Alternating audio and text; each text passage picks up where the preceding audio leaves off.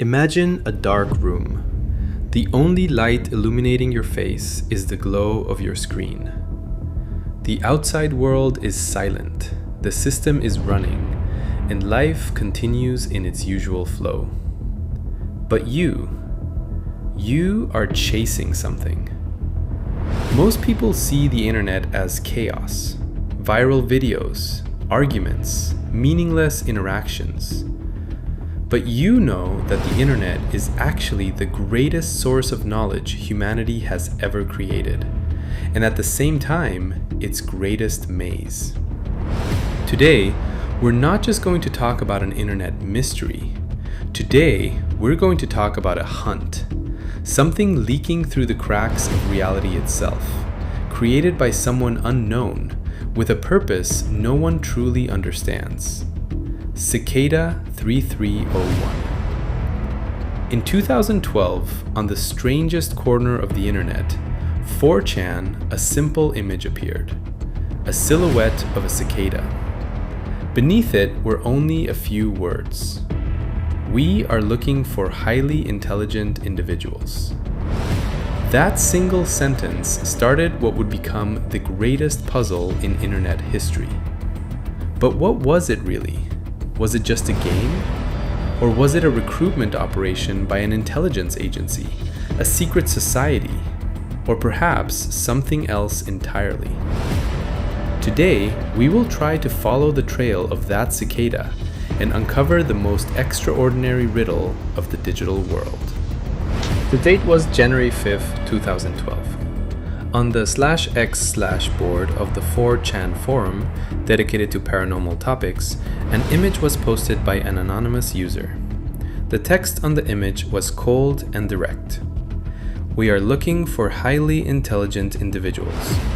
To find them, we have designed a test. There is a hidden message inside this image. Find it, and it will lead you on the road to finding us. We look forward to meeting the few that will make it all the way through. The first reaction on the internet was ridicule. After all, 4chan was known as the center of trolls. Most people assumed it was just another joke or online prank. But this time, something was different. Those who right-clicked the image file and opened it with Notepad noticed something unusual. At the very bottom of the file, there was an encrypted string of text. That was the moment people realized the post was hiding something real. This technique was known as steganography, the practice of concealing information inside another file, such as an image. Soon, cryptography enthusiasts, mathematicians, and hackers began working together. For perhaps the first time, the internet started collaborating like a single team. The first clue led to a text file, then to a website, and eventually to an audio file. People were fascinated, wondering where this mystery would lead them. But there was something they didn't yet understand. Cicada 3301 was not only testing intelligence, it was testing patience and cultural knowledge as well. Solving the puzzles required far more than coding skills. Participants needed knowledge of poetry, ancient languages, number theory, and even medieval literature. For example, some clues referenced the works of William Blake. This didn't feel like a simple game. It felt more like a digital selection process for an intellectual elite. So who were these people? And why were they going to such extraordinary lengths to remain anonymous? The answer, it seemed, was hidden within the wings of that mysterious cicada. The first call made by Cicada 3301 in 2012 should not simply be viewed as the most complex treasure hunt the internet had ever seen. In reality, it was more like a selection method. As people solved the puzzles, they slowly realized they were not part of a game, but part of a recruitment process. So what did they encounter? They were not just sitting in front of a screen. The clues began to spill into the real world. Participants discovered QR codes posted on telephone poles in cities around the world, in Warsaw, Paris, Sydney, and Seattle. Yes, you heard that right. the most mysterious group of the digital world had taken its puzzle into the streets of real life. People wandered through unfamiliar cities late at night, searching telephone poles for those tiny posters, the ones that were so small and subtle they could easily go unnoticed. Was this merely a test of intelligence, or was it actually a test of dedication? At this stage, the challenges they faced were far more complex than the simple codes any hacker group might create. At one step, they encountered passages from The Marriage of Heaven and Hell by William Blake. In the next stage, they were confronted with an ancient encryption technique known as the Caesar cipher. People stayed awake for weeks trying to solve these puzzles. They opened numerous discussion threads on Reddit and spent thousands of hours debating theories in Discord channels. At that moment, for perhaps the first time in internet history, collective intelligence had gathered on such a massive scale for a single objective. And what was that objective? On the surface, nothing. Only one thing truly mattered: reaching the next stage of that mysterious cicada. And then, Liber Primus appeared. The first book.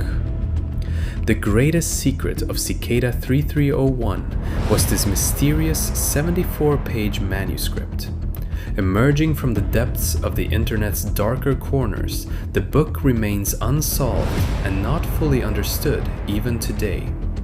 So what does it contain?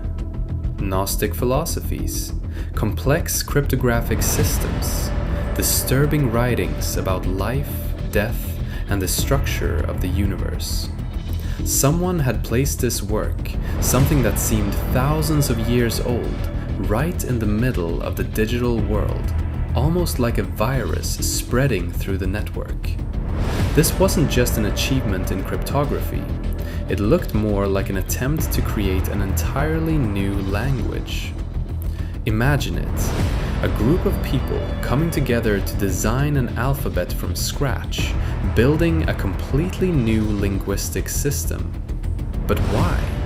To transform the world? Or perhaps simply to leave a mark that could never be erased? On the internet, anonymity is power. But for Cicada 3301, anonymity was not just power, it was a necessity. As people continued trying to solve the puzzles, they eventually hit a wall. Those who were deeply involved in the decoding process began to encounter something unexpected: uncertainty and fear. Some former solvers we spoke to, of course with their voices altered, described that moment like this: after a certain point, we stopped worrying about whether we could solve the puzzle, and started worrying about where it would lead us. Was this a software company? An intelligence agency searching for talent? Or something worse, something secretive, almost cult-like? At that point, doubt began to grow. Cicada 3301 frequently communicated a strange message. We are not searching for anyone. We simply select those who are already among us. For many observers, this statement only strengthened the cult theory. But what exactly was their philosophy? Were they simply technologists? Hackers fascinated with encryption? Not exactly. Within the texts and clues of Liber Primus, a recurring theme appears again and again: freedom. But not the kind of freedom the modern world talks about. Not political freedom. Not freedom of choice within a system. Instead, something more radical: freedom from the system itself. Their messages almost sound like the engineers behind the simulation hypothesis, as if they are whispering to those who can hear it. They are trying to keep you asleep. They are programming you. Leave the system. And that raises the most unsettling question of all. Were they merely creating puzzles, or trying to wake people up? Do you know what the strangest part of all this is? The winner of this game was never announced.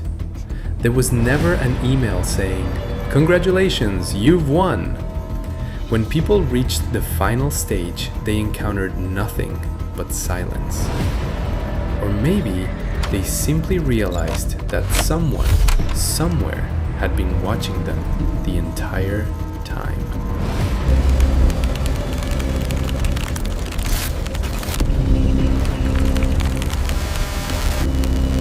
Until now, we've assumed that Cicada 3301 was some kind of game, a test, or perhaps a digital intelligence club. But the truth might not be that simple. In the deepest corners of the internet, security experts and cyber intelligence analysts have been trying to answer a single question. Would a government use a method like this to discover the most talented hackers? The unsettling answer is yes. Think about it for a moment. If you were an executive at NSA or MI6 and you were searching for a world-class cryptography expert, would you look among ordinary university graduates? Probably not. Those people are already inside the system. They are monitored, documented, and in many ways already belong to someone else. But a true genius often lives outside the system. They dislike rules. They distrust authority. They refuse to follow the paths that society has designed for them. So how do you find people like that? The most effective method is to speak their language, the language of codes, puzzles, and impossible riddles that only a handful of minds on Earth can solve. And that leads to a chilling possibility. Was Cicada 3301 actually a massive magnet created to attract and identify the most talented ghosts of the modern digital world? Many scientists argue that the encryption methods used by Cicada 3301 go far beyond the capabilities of an ordinary hacker group. The cryptographic keys they used show striking similarities to those employed by governments for high-level classified communications. At this point, another theory begins to emerge: human hunting. Some analysts believe that Cicada 3301 was actually ranking participants according to their abilities, using the puzzles as a filtering mechanism to identify the most exceptional top 1% of minds on the planet. Those who succeeded simply disappeared. None of them returned to social media. None of them wrote a book titled "Unsolved Cicada." None of them stepped forward to claim victory. So, where are they now? Are they sitting inside a government facility somewhere, in front of a computer, quietly influencing the fate of the world? Or perhaps, just perhaps, did they become part of the simulation that Cicada seemed so fascinated with, removed from the system entirely? Cicada 3301 was not limited to the surface web that your browsers can access. They went deeper, into the dark web.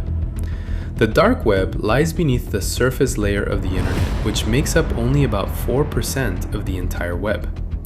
Cicada hid their clues inside websites with the .onion extension. Accessing these sites required special tools, secure VPNs, and strict security precautions. At this stage, the puzzle stopped feeling like a test of intelligence and started to resemble something closer to a horror film.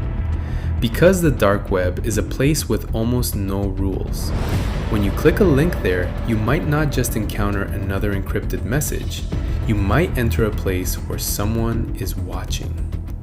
In 2014, one user wrote the following on a forum: "When I reached one of the final stages of Cicada, the light of my computer's camera suddenly turned on by itself. There was nothing on the screen, just a black window. That was the moment I realized I was no longer the observer. I had become the prey." Is this just paranoia?